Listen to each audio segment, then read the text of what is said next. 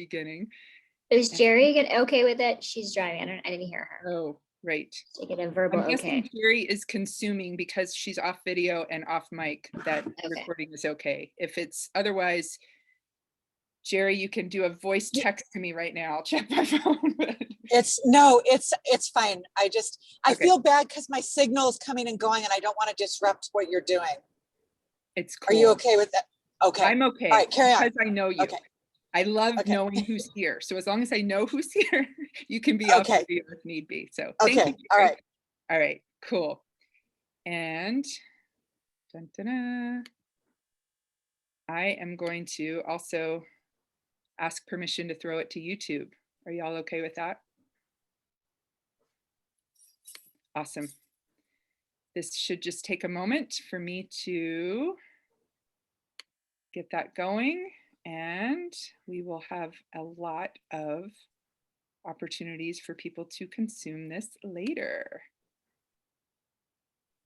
Going live. Okie dokie. Welcome. What matters most in relational health? We are here today. Usually I have my beloved co-host Mary who introduces me and introduces our agenda for the day.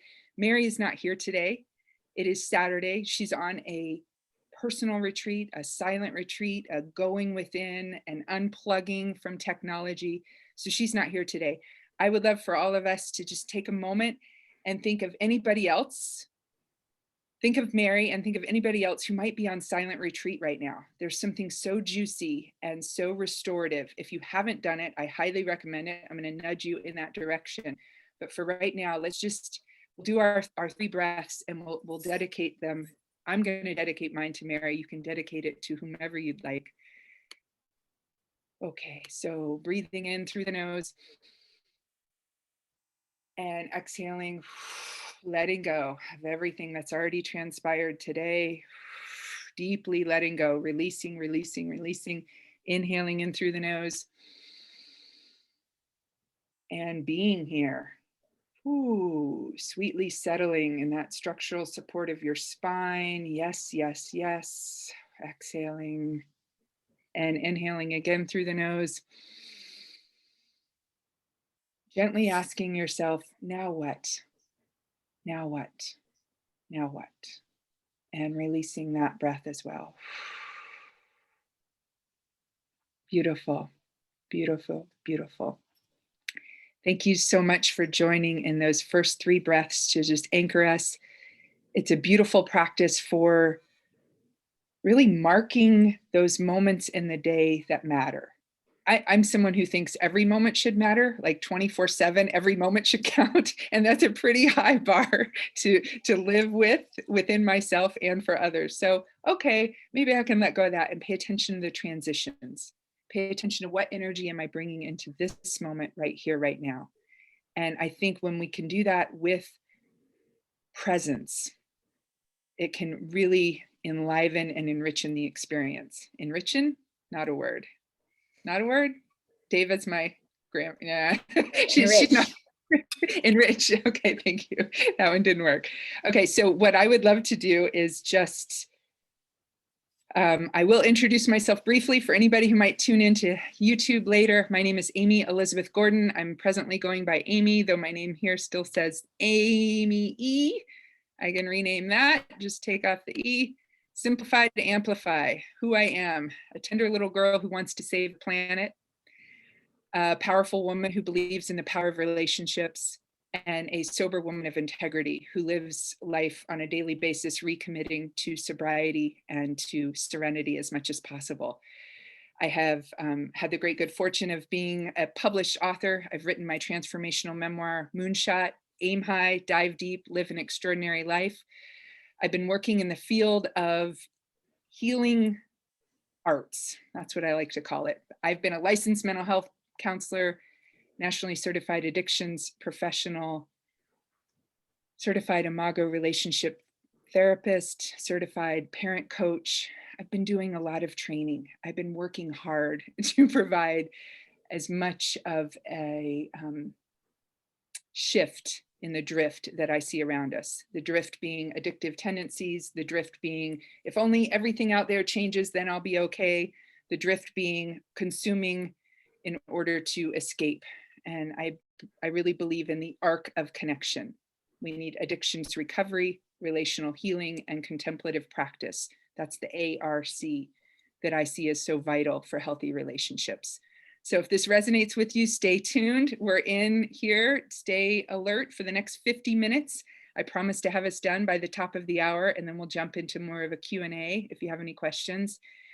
Your time is valuable, and I really appreciate your being here, those of you who are here live, and those who are watching later.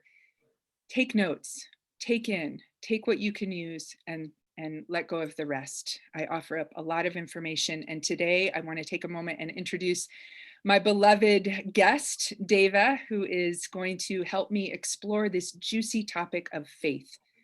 I love to work with the 12 distinctions of an extraordinary life, the 9 practices that go along with that, the 6 sentence stems, and the 3 realms. Those are a lot of numbers, a lot of things. And Deva is a masterful, analytic superhuman who can help me cut through the chaos of my own mind and put it into such a beautiful graphic. So Deva, that's my intro of you. Please share with our guests and with the listeners later a little bit more about yourself, your bio. I didn't ask you to prepare that, but you're up. Okay. Well, Amy, thank you so much for having me here. And it's always such a pleasure to work with you and to explore. And I always feel like it's the wise sage and the young grasshopper here, because I have so much to learn from you. Every time I can show up here, I'm learning. So thank you for all these gives and for always showing up for other people and sharing all your wisdom and your knowledge and your insight. And yeah, it's such a pleasure to be here. And this topic of faith is, yeah, it's one I get to dive into and explore. So thank you for choosing me or for having this just wind up that it worked out this way. Yeah, and so I'm also just on that transformational leadership journey, discovering who I am at every path and every turn of the path. And I'm a mom. I have a 9-to-5 job, and I also have big dreams and things that I want to achieve, and always the little hamster wheels going with things that I want to keep creating and putting out in the world, and definitely want to change the world and make it a better place. And I want to start by just connecting and looking outward and supporting others and doing the same. So that's definitely why I'm here. Amy's that person. Thank you. You're muted. Yes, the famous line of the last year, you're muted, unmute yourself. I was thanking you. Thank you from the bottom of my heart, Deva, for being here. And it's an honor to co-create this with you and to feel your support and lend support. Deva is a supporter and I am a promoting controller. And so learning how to balance that out and be supportive of my supporters is really a gift. And today I want to share with you our little agenda. We are going to talk about faith. We're a small group, so I might open it up for more interaction if we want to do that. I've tried to keep that till the end because we've had more people, but it's all good. We don't have a problem here. Yeah, I think everyone can unmute if they feel, when they feel called to join in. I love that. Yes, Deva's voting for more interaction as well. Yay.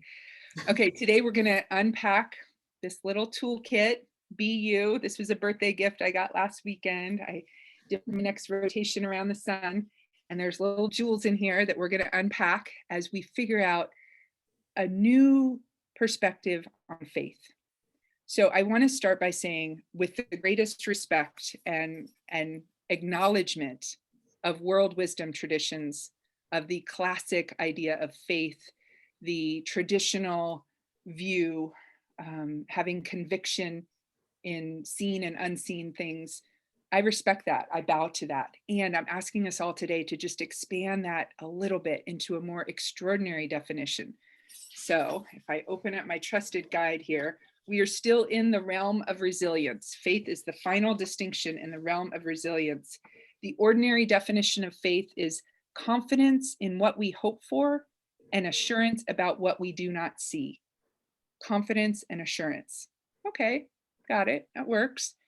The extraordinary definition that I came up with as I was writing all this is complete trust or confidence in everything, utter abandonment of hope and fear.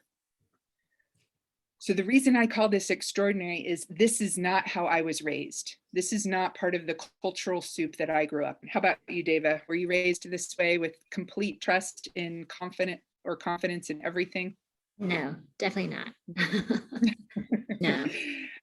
And what role, we're just gonna play with a little bit of interview style today. Does that work? Yeah. Hope and fear, how much was that a part of your upbringing? I think probably, I think they were both there. I think what sticks out maybe is the fear part first, but I think the hope is always there too. It's just, I think hope is more subtle than fear, right? Fear, you can feel that right away. You sense it right away. Hope is something more underlying in the tissue, right? It's not like just glaring at you. Right. So yeah, I think you have to look a little bit, be more perceptive to see the hope and to feel that. Yeah.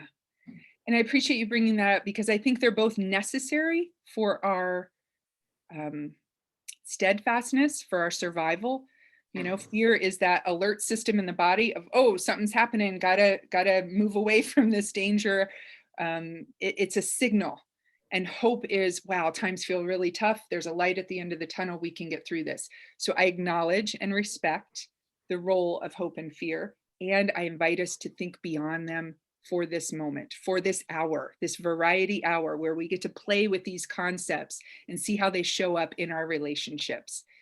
When I stay caught in hope, I am sitting here praying for the day in the future when things are going to be better, and I'm not living in the present moment.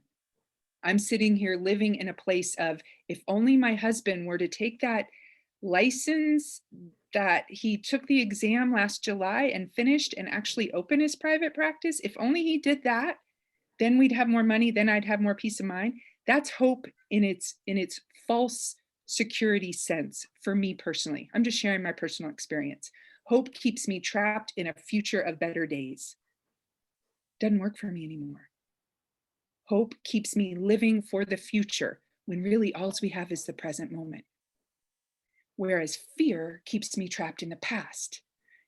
Fear that, oh gosh, I really went nutso in my 20s. I'm going to go nutso again. No, not necessarily so. I'm sober now. I have better lifestyle choices. I've done a lot of trauma healing. Don't have to go back to that. But there's a fear there that when I stay caught in it, it sucks the wind out of me, sucks my ability to take a deep breath and be okay in the moment. Is any of this landing with anybody here? Anybody have any questions or comments so far? I'm going to drink some water.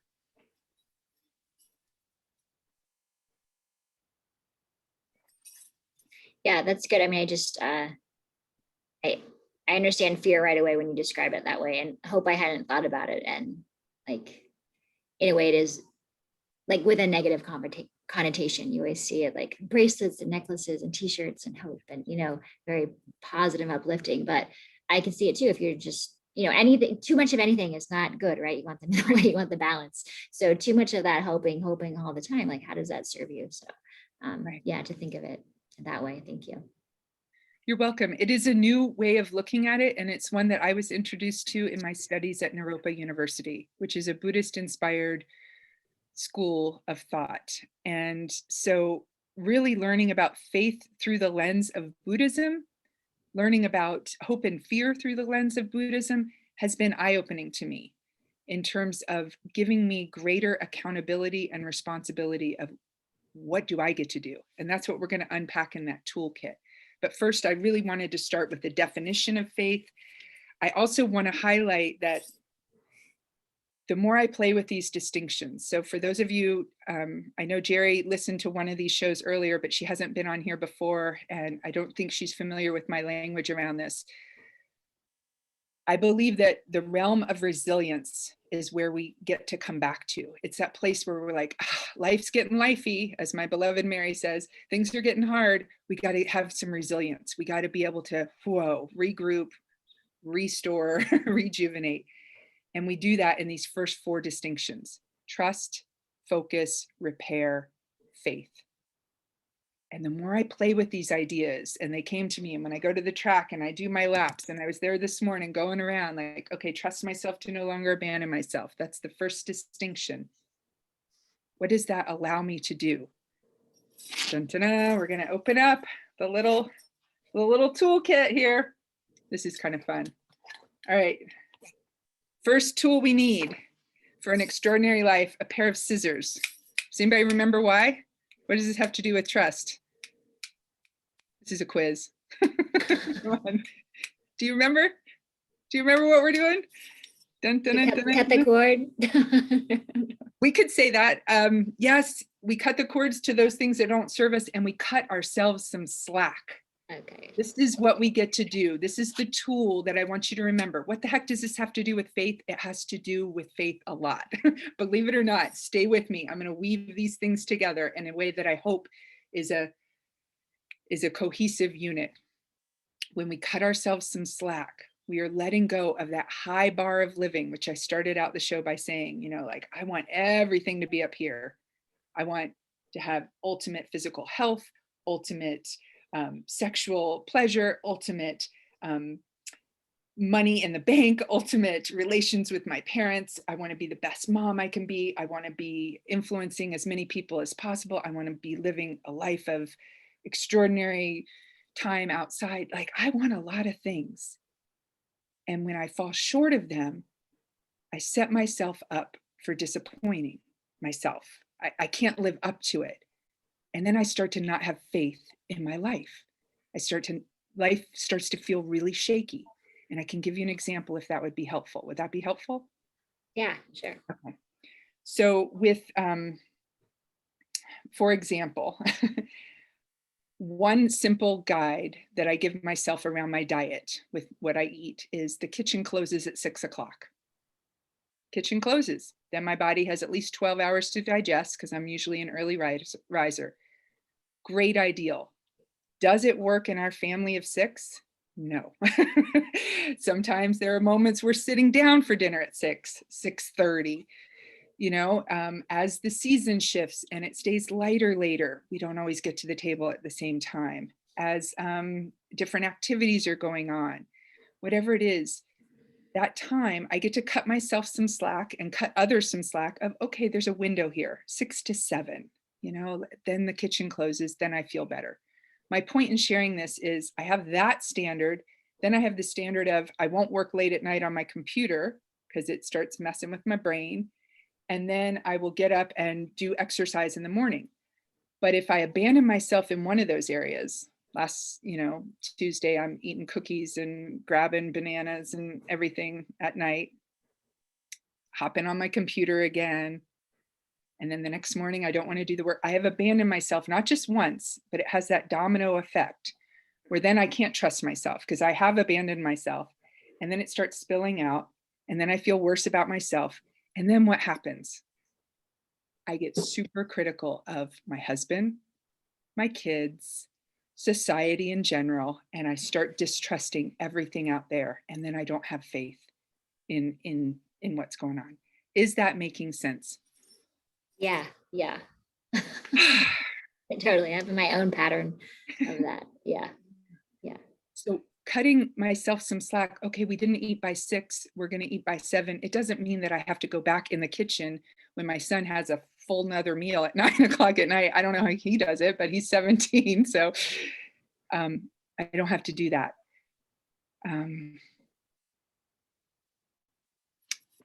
I want to just wrap this out because I think they're all related. Trusting myself to no longer abandon myself means allowing some wiggle room in there, not having such a rigid standard that when I don't get it done by 6, oh, it's 7, okay, then I can still go about and keep my commitment to myself in those other areas.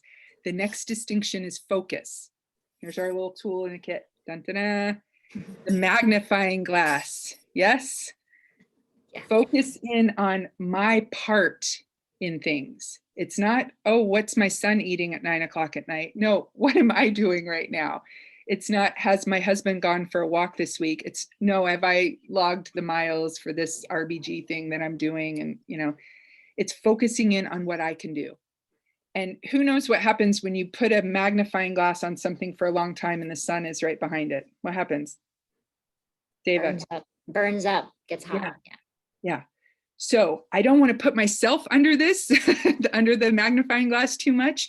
I also don't want to put other people. It's about finding that balance of, okay, focusing in, what can I do as it relates to these high standards that I have for my life. And then the final toolkit. Aloha, Jack. Good to see you. It's been months, my dear. Oh, he's gone. Okay. And then the final tool is dun-dun-dun, whisk broom. This is for the third distinction, which is repair. This is staying on my lane, on my side of the street, and like, what do I need to clean up? Okay, I'm going to pay attention here.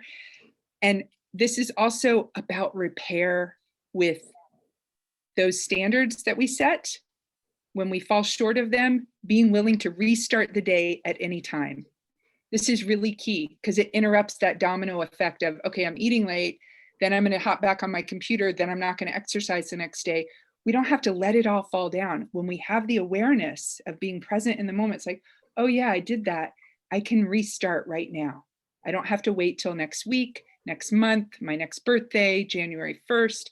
I get to restart right now and repair whatever's going on so that I can trust myself to no longer abandon myself, focus in on my own hula hoop, my own part in things, repair it, drop the stones of resentment from my heart, clean up my side of the street. And when I have trust and I have faith and I've done the repair work, I feel a sense of faith in my life. I trust what's going on. I don't have to recreate it every day. I don't have to try to make order out of the chaos of life. Deva, are you willing to play with me here and share with me what's popping out to you, if anything? Yeah, well, first I want to say you're touching your nose. And so for everyone who doesn't know, that's your reset button. Right. Thank you. So in case you keep saying that's my kids invented that. Yeah, they reset, you know, if they're having a breakdown or something, they can all call to reset the family at any time, which now I've started implementing in my own family. But yeah, if you have a partner, I invite you to do the same thing, set that up. It's, you know, and it also just makes you laugh or smile to, like, you know, or you can go reset someone else if you need to. I wish we could use it at work and like at the grocery store. And, you know, I wish we could use it all the time in the parking lot. I don't know. Not during a pandemic. Don't go touching somebody's nose and might get put in jail. Asking them to reset. Yeah, no. Yeah, I like just how you broke down the trust, the focus, the repair, and the faith. And I completely see that. I think, yeah, it's just, as you're going through all these steps, it's just always so important to also how you're bringing up to be like tender and gentle with yourself. And I want to have my life look a certain way, and I want to set these goals and these things I want to create daily, hourly, whatever, in the morning, in the evening. And I'm human. Like, I don't know anyone who's following it every day, day in and day out, 365 days a year. Like, it's just impossible. And just to trust that it'll be okay when it does fall apart, or you slip up, or you break something, you know, it just, yeah, it doesn't have to be hard or complicated or really any self beat up, you know, with it. So, and it's the same, you know, when you see other people on their own breakdown too, you know, just like everyone's doing the best they can, I think. And it's just to hold people to that light, like, everyone's trying, this is how it looks for them, you know, it looks different than how it looks for you. And yeah. So yeah. Thank you. You're welcome. Anyone else have any comments or questions thus far? Yeah, go for it. Thank you, Amy, and thank you for sharing, Deva. What came to me was like what you were saying, Amy, about just having commitments and, let's say, having organized day. I find it myself like really good, and it's like having the, how do I say, I don't know, just some habits, patterns which keeps us in the structure. And the same time, of course, like, we are our word, but it has to work. And sometimes, as you said, like a late family dinner or whatever comes up, and that's okay, just to not make ourselves so wrong. Right. and then feel guilty, and then just next day try harder. And I think it's like like a ball which is growing, and then you just like confused, like, so what's the point? But keep the basic structure. I think it's so important, and be present. And I think, and regarding the faith and fear, may I share what I got from it? Yes, Thank you. please do. Yeah. Thank you. So what I got was like, from, I find it that for most life, I was like, I had so much fear, and then I learned the faith. I realized what faith is because of the fear. So the faith helps me balance, let's say, to have a faith in life, have a faith in myself. And then, because of the be conscious about faith, I realized what the fear in reality is. That it's not what it was, because I create so much story about it, but it's a fear. Okay, well, so yeah, I don't know, it's just my journey. So it's so helpful what you are saying. It just especially with these tools. Mhm. And yeah, thank you. You're welcome. Thank you I for hope. sharing. If you're anything like me, which I think you are, it helps us to get the information when we talk about it, when we kind of integrate it and we say, yeah, this is what I heard and this is how I do it. And I love 2 points that you brought up, and they're very important in this topic of faith. And one is striving harder the next day when we've kind of messed up the previous day. And the other being that warm wash, familiar wave of guilt that can come over us. And guilt is okay, kind of like hope and fear in micro doses. Yeah, guilt is like, oh, I did something wrong, get to pivot and go and do something different. Guilt that hangs around for a long time and starts taking up a lot of mental real estate becomes shame. And in my opinion, shame is toxic. Shame is not that I made a mistake, it is I am a mistake. It is not, oh, this experiment failed, it's I failed, I'm a failure. And so we want to prevent the toxic shame buildup by, when the guilt comes up, it's informing us, it's knocking from the inside, like, honey, that didn't really work for you, and doing it, as Deva said so beautifully, with that tenderness, with that self-forgiveness, with that, I'm doing my level best here. Because when we operate from that place, we certainly can see that more readily in others. Everybody's doing their level best, believe it or not.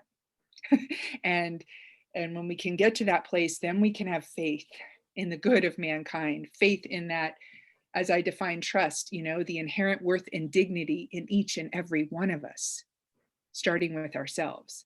Because when we spend all that time wishing so-and-so were different, and if only this, and if we're like putting our power outside of ourselves. And as Jack says, who joined us, welcome, Jack, aloha, my dear. It's just love. It's all about love. Yay, hi, you cut your camera on. You want to say hi? You want to, oh, he's back off. Anything about love for self, love for other, love for spirit. And it would be a half-ass talk on faith if we don't talk about spirit, if we don't talk about God, if we don't talk about the creative energy, whatever you imagine is that power greater than yourself that is helping you get through the day. That's a huge part of my faith. But I think it shows up in my interactions with others. It showed up in my clearing conversation with my husband yesterday, which was incredibly difficult. And I had moments of tightness and that, striving harder, like Lukash said, like, I'm going to work harder because it's been really tense between us lately and I got to make it better. And everybody do this. Just tighten up, and try to take a deep breath. Try to bring spirit into every cell of your being. How's it going for you? I can't get it to work. So Jerry, if you're driving, keep at least one hand on the wheel there, darling.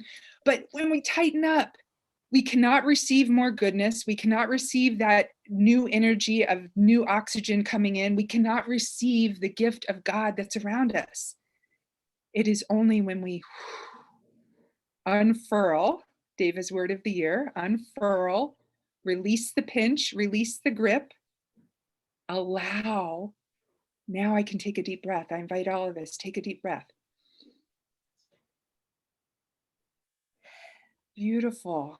Oh my God, what a gift. I love seeing the chest rise on the inhale. Yeah. So now let's do another breath and bring it into the base of the pelvic bowl, like fill your belly first. So inhaling. Beautiful. Ride that wave and let it go.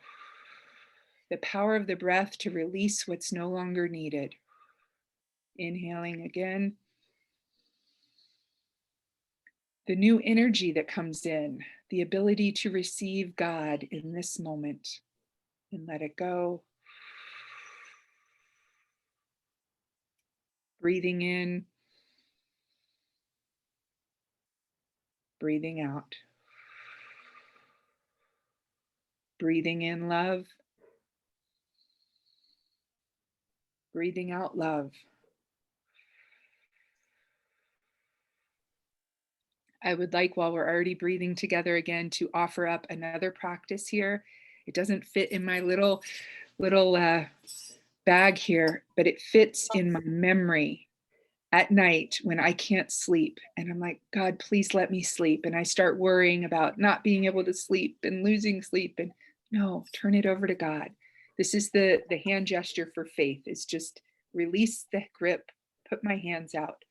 And I've specifically positioned my camera today so that you can see. It might be backwards though. Can you see the Serenity Prayer or the words backwards?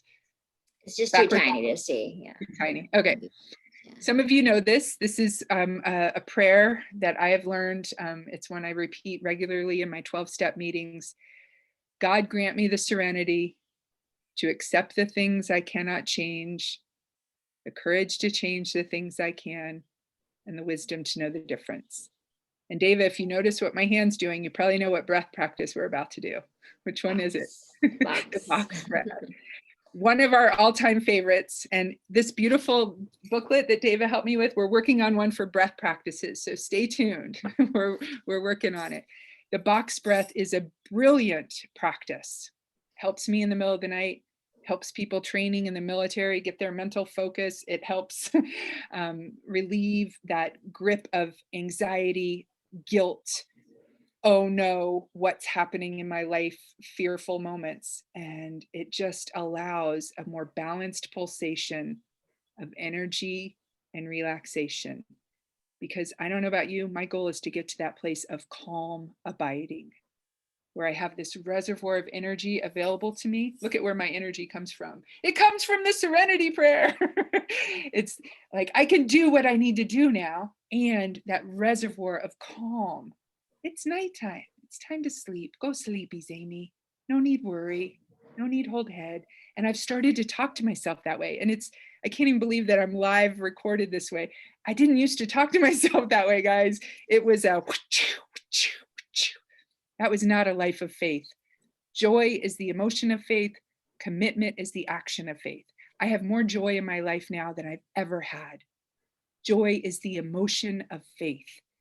And so I invite us to practice the box breath. We can utilize the Serenity Prayer, or I wanted to offer up a new one. Deva, can you type while I'm doing this?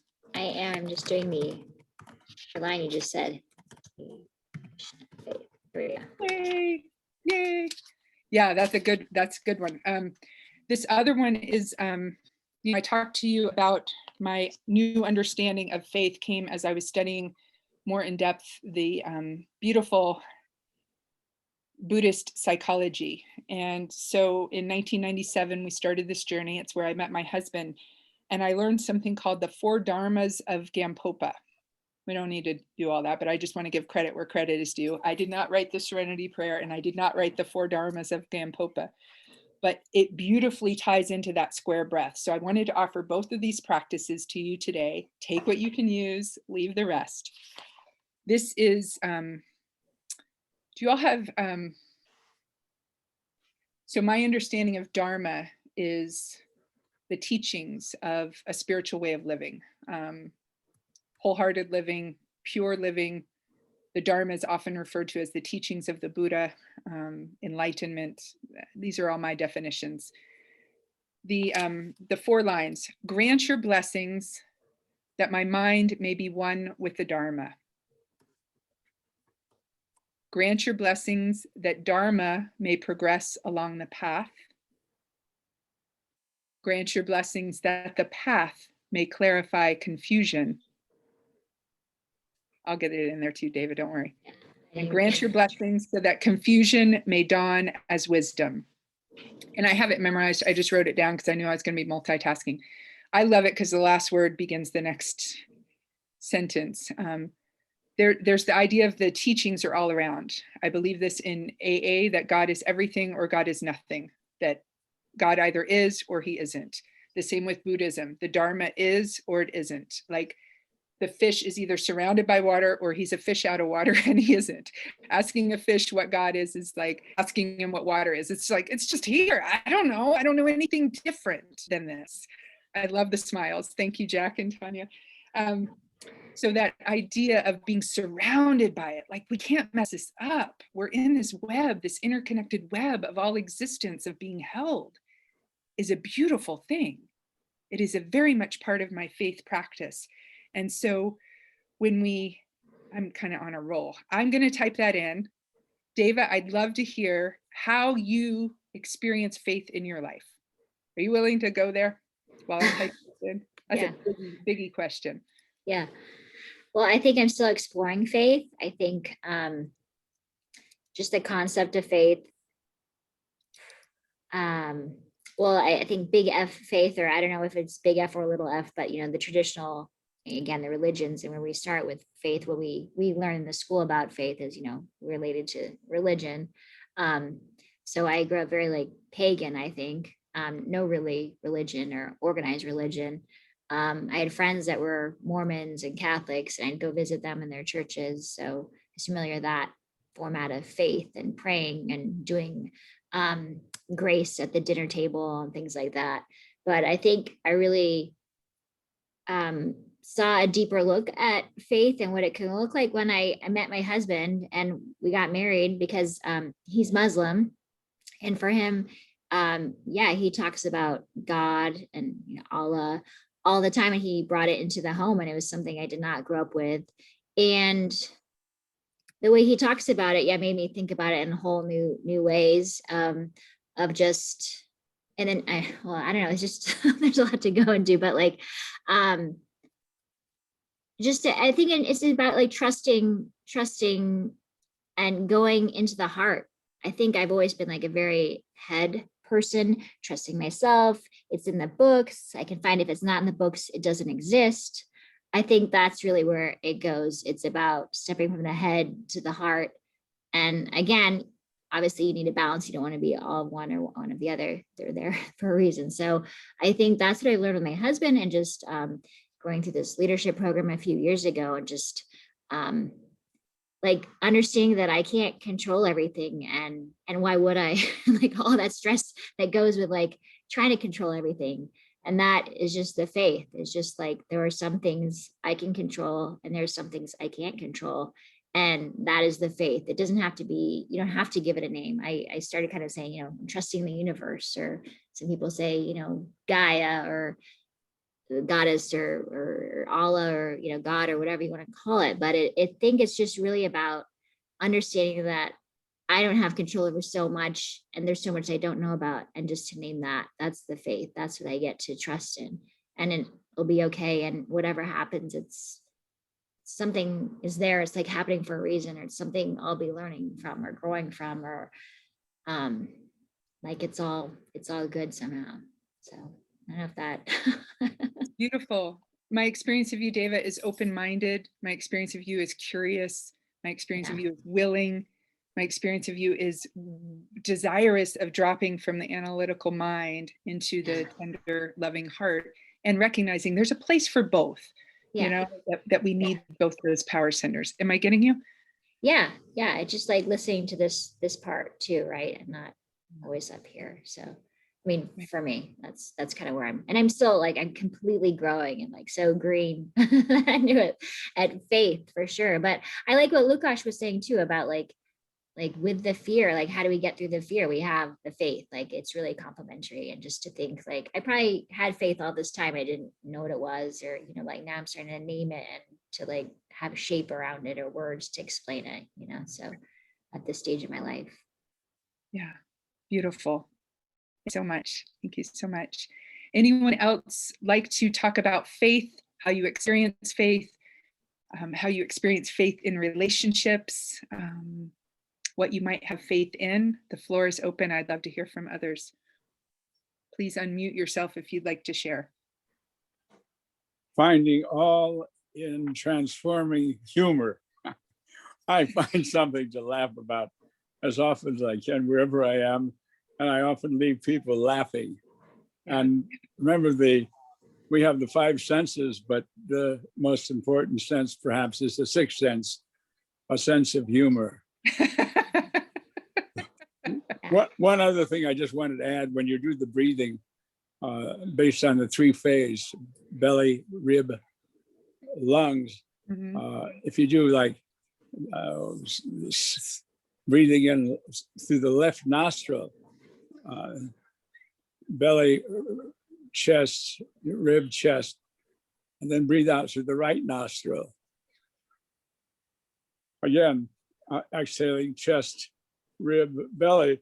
If you do that and you alternate between the left and right, you're actually facilitating more things than you realize. In our brains, we have multi-brain stuff, left and right hemisphere. But that's a simple thing. You don't have to be holding your nose. You don't have to be looking north with your foot up in the air. Just do it gently and joyously. And again, the sense of humor is really so cool. Yeah. Anyway, enough from Jack. I was in the middle of something else, another long stuff, so I couldn't be at the beginning. But love and blessings always. Love and blessings, Jack. I'm so glad to see you. Admittedly, I peeked on my list the other day to see if you opened my email. I was glad that you did, because I can get the skinny on people that way. So I'm delighted to see you. Well, I got it that it was canceled. There was actually in the email, the first thing was canceled and the second thing wasn't. So at first I thought it was canceled, and then I clicked on the second, which connects you right to your webinar, to Zoom. So Okay. that delayed me, but I'm also in the middle of about 20,000 other things. So. What are you, human or something? What's that? Are you human or something? Being involved in 20,000 other things. I used to be human. I gave it up a long time ago. Somebody once focused on the solution, not the problem. So I came up with the name. I'm a solutionist. So I'm not the one that's the doer. It's happening through me. I'm just showing up. And that's why when we breathe in God and breathe out love, wow. And we don't take ourselves seriously. It's sort of like a teeter-totter, And the more we stay in that second point of balance, beyond I'm this, I'm that, I'm not this, I'm not that, all that kind of talk, it just takes us back and forth in a teeter-totter. Teeter-totter. Yeah, so it's just, this is a precious time. This is such a precious time to be in gratitude and joy. And what you're doing and have done and will do, and everybody here is not by chance. It's how blessed we are and how grateful we are. And again, the less we think we're the doer, we're just doies. It's God working through us. Yeah, so it's breathe in God, breathe out love, and however, wherever, whatever we're doing. Enough from this old guy, but anyway, blessings to everybody always. Thank you, blessing Jack. too. Yeah. Blessings to you too. Here's a visual of what he was saying. If you can imagine breathing in at the bottom of your lungs first, and then going up to the ribs and then the top of the lungs. And then when we exhale, it's coming out the other way. I'm going to drink it though. Oh, Jack, you're muted. Yeah, that's on purpose. I talk too much. He says That's when God showing up again is muting me. he's awake, he's quiet. When he's dreaming, he's talking. Is that Yeah, how if I'm talking, it's because I'm asleep. When I'm awake, I'm in silence. So funny. Thank you for helping me stay light and tender in my heart. Your sense of humor is always welcome. Jack was a big part of my full moon and new moon celebrations last year. And so it's good to reconnect with you, my dear. And I'm curious, does anyone else have any comments about faith? No? Well, I just like that Jack was just mentioning humor in it. And I think like when we think about faith, it's like such a heavy word, and all these trust, focus, repair, these things can be really, really heavy, and not to make them obviously heavy, right? You can make it heavy if you want, sometimes maybe it needs to be heavy, but it doesn't always need to be. It can be light and joyful and funny, as well as you explore. Like I definitely feel awkward and funny when I talk about faith, or when I exploring these things that are uncomfortable, right? So yeah, I hear you. Lukash. Yeah, I I think I have this like similar point of view that it's like connected to heart. So when I think faith, before I would be in my head and I would try to analyze and find the answer. Like, okay, what does it mean? Religion, not religion? Who am I? Why should I believe or not? And then more I was thinking, then again I start to come back to myself, and then I was like, okay, it's not there, it's actually here. And when you mentioned this, Deva, about the Deva, yeah, sorry, I don't Deva, know. yeah. Deva. Deva.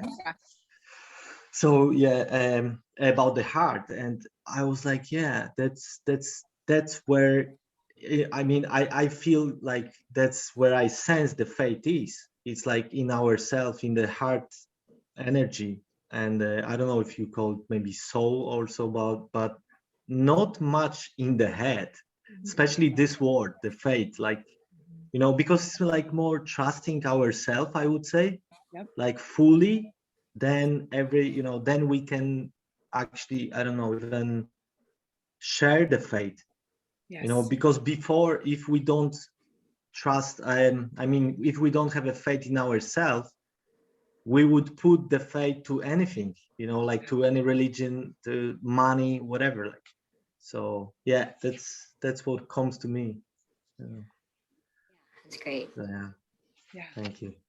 I think you got it. I think you got the essence of what we're offering here today. And Deva, thank you so much for bringing up the heart. It is really, that's where I feel it. That's where I feel joy. And if joy is the emotion of faith, that's where it is. So I wanted to take a few moments in our variety hour today to talk about the other things that we might have faith in. And I used to only have faith in things that I couldn't control, because the things that I was trying to control, that I wanted to have faith in, I would have a whole bunch of expectations. And expectations are premeditated resentments. I would have expectations that if I water this plant and get it in the sun for this many minutes, it will bloom by this, 69 days, according to the growth chart. Doesn't always happen that way. There are other factors at work here beyond my control. So then, at the beginning of my spiritual journey, which for me really, really clearly started when I got sober 26 plus years ago. Like before that, I had so many obscurations of the mind, so much fear just gripping me, and so much desire to flee the present moment. My soul was robbed of the beauty of the present moment every time I took that Bacardi rum. I realized, like, okay, clear that up. As I journey into this realm of spirituality, it's a daily practice, that spiritual hygiene, flossing, spiritual flossing. And it was, what do I have faith in? I have faith in things that I can't control, because I can start to trust them. The number one thing that shows up on my gratitude list, on my faith list, on my writings is the sunrise. The sunrise happens every day. It doesn't require anything on my part. Sometimes it's behind a veil of clouds. Like in Georgia today, we have rainy weather. In Poland, we have the Irish weather of the, it's chilly in France. Jack, how's the weather there today, where you are? It's extraordinary. New York. I haven't been out quite a bit, but I mean. Oh, the sound just went down. Yeah, sound went out. I can't hear you, dear. I don't know why you're not muted, but it's okay. It's okay. No, I think something happened to your volume. I heard that it's nice there. I was just is trying. this better? Yes. Yeah. Well, that's because I'm holding an iPad. Yeah. I have the iPad on my chest. I was listening to another workshop that's going on for 3 hours on another iPad on my lap as I lie down. It's a big joke. It's It's a cosmic joke. it's just a big cosmic joke, and the more we can find something to laugh about, God. Remember, I love what my brother just said about really. It's time to be in the heart and not the mind. It's time to be in the heart and not the mind. The mind is the do's and don'ts and this and that, but the heart is purifying and blessing and honoring. So this is a time for less mind and more heart. And that's what you were all saying. I'm talking too much. And yeah, the iPad is being held here. Yes, Okay. if you saw what it looked like here, it would be so funny. Anyway, enough of All this right. one. Thank you, Jack. Faith in the sunrise, faith in the change of weather, faith in the impermanence of the clouds in the sky, faith in the joy in a bird song, faith in the love of a mother, faith in the smell of coffee or bacon or fresh baked bread, faith in something that brings us back to our senses, our sense of humor, our sense of joy, our sense of intuition of, oh, I know when I get out of bed and I do the Herculean effort to get to the track at sunrise, I'm going to feel better afterward. I have faith in that. And as I have faith in these external things, and they're usually things that happen on a daily basis, faith in the stars, faith in the moon phases. I'm learning more and more about these beautiful nuanced energies of the moon and what it means here in Hawaii to pay attention. We're at new moon time. It's a beautiful time to set new intentions, to have that prayer, that reflection, that meditation. Bring it into your heart. And from that place, let your reservoir fill up. Take the committed action of, how do I bring more faith in? I do the breathe. Somebody gave me this stone at Christmas. Breathe, breathe. It's right here next to my little bodhisattva. You know, I have my little icons of reminders of spiritual well-being, but these are just symbols. The reality of a spiritual life is what I'm doing. What I'm doing. When I show up for sunrise, when I show up for breath practice, when I show up for forgiveness, I'm starting to have so much faith in the power of forgiveness. Forgiving, love emanates when I am forgiving of self and others. It is powerful beyond measure. I cannot imagine anything more transformative in my life than when I cut some slack toward myself and others by forgiving. Oh, we didn't reach that high bar. We didn't do what I thought we should do. Oh, it didn't go as I thought it would go. Oh, I really messed that one up. Soft tone of voice, new way of being. The more I practice it, the more I'm wiring in more joy, more gentleness, more tenderness in my heart and in my mind. I have talked quite a bit. I think we have a few minutes left. Any other offerings before we? Holy smokes, I just remembered I forgot to build our altar of awareness on the day of faith. Oops, no candle. No, oops, that's hilarious. We don't even need altars for faith. That's what it's about. Oh, Deva's got a candle. Yay. We don't need the entrapping, the trappings. I used to think I had to go on solitary retreat in order to find solitude and spaciousness and silence in my mind. I don't have to do that. Those micro moments of going in the bathroom, closing the door, going in the bathroom, doing some breath practice, better yet, going outside, taking my shoes off, grounding, being with the trees, those things work. So I'd love for you all to join me next Friday for the masterclass. I'm going to put some links in. I'm really questioning whether to keep doing that. We have a very small group. I want to keep doing it, but I want to start getting some energetic exchange with everybody. Whoops. All right, let me pop these links in. Anybody have any closing words while I'm finding my links here?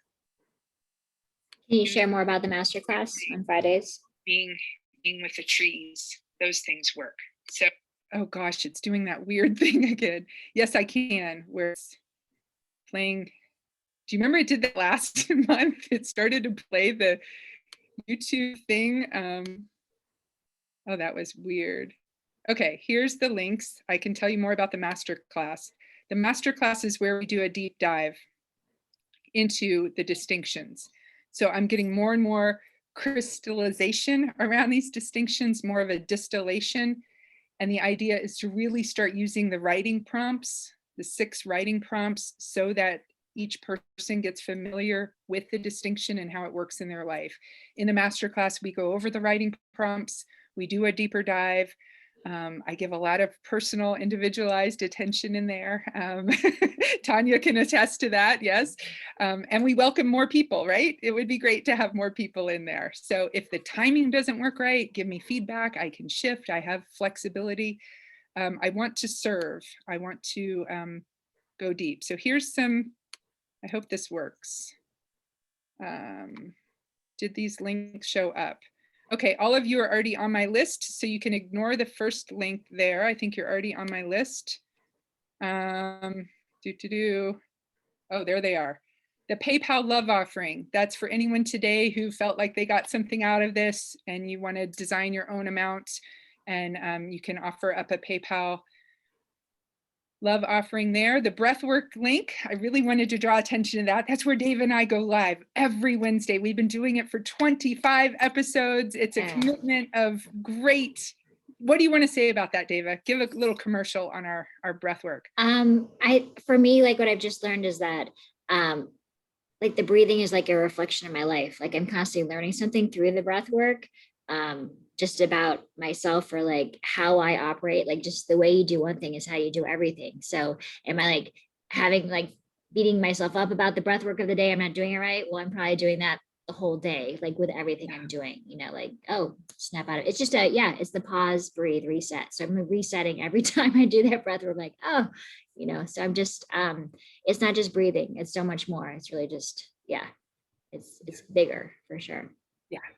It's beautiful, and it's there. It's usually 10 minutes. Sometimes we go 15, but it's brief, it's digestible, it's recorded, so it's in there. If you go to my Instagram feed, you can see our old ones. Dave is usually outside, inspires me to get outside, and we just pause.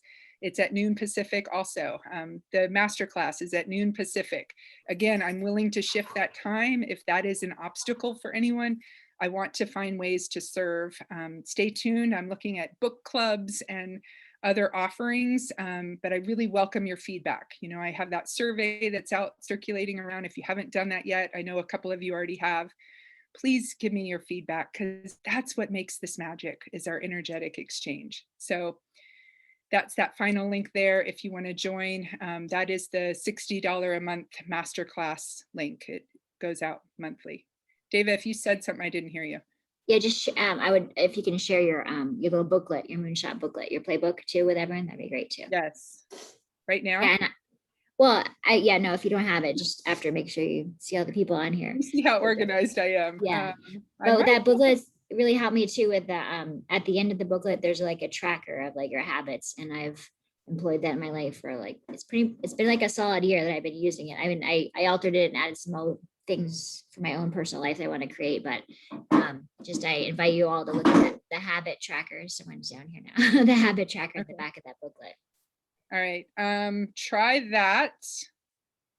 Okay, yeah, you have to opt in again, but y'all are already on my list, but that link should work. If you just opt in, and then that final link that I put there, it should give you the download for the playbook.